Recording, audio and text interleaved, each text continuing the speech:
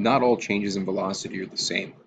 Today we'll describe how quickly velocity changes by introducing the concept of acceleration. We're learning to describe the rate of change in an object's velocity so that we can describe its motion in terms of acceleration. We'll know we have it when we can describe an object's acceleration using narrative, mathematical, and graphical representations.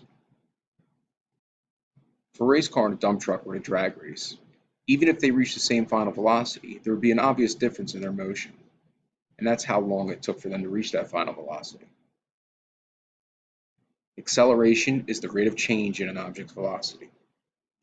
It describes how quickly velocity changes.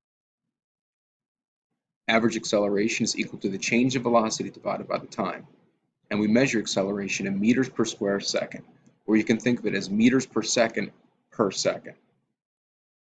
Just like velocity, acceleration is a vector and has a directional component. It's the relative directions of velocity and acceleration that determine how motion changes, and this usually occurs in one of three ways. The object can speed up, slow down, or change direction. A car actually has three accelerators: the gas pedal to speed up, the brake to slow down, and the steering wheel to change direction. Say we have a car driving to the right, and the driver steps on the gas and produces a rightward acceleration. Both velocity and acceleration are acting to the right, so they act in the same direction. And as a result, velocity is going to increase. A second car is driving to the left, and this driver steps on the brakes to produce a rightward acceleration. Velocity is to the left and acceleration is to the right, so they act in opposite directions. So velocity is going to decrease. It's important to recognize that we are concerned with relative directions of velocity and acceleration. So if both were to point up, the object is going to speed up. If one were to point to the northwest and the other to the southeast, the object is going to slow down. Let's look at graphical representations of acceleration.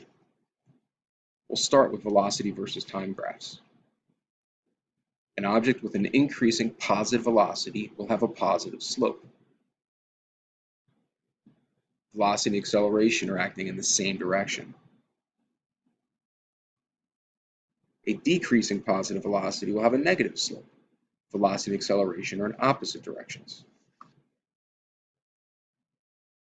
An increasing negative velocity has a negative slope.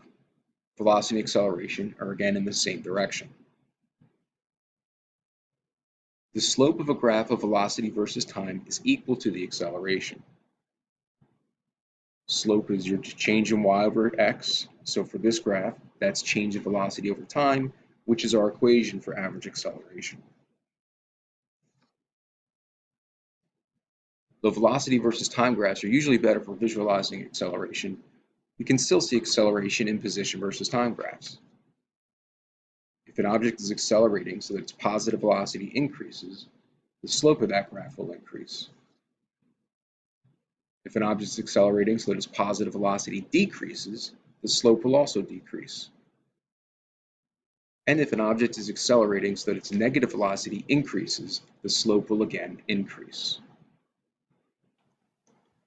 We've talked about acceleration in general. In the next lesson, we'll look at a more specific case of acceleration, where acceleration is constant.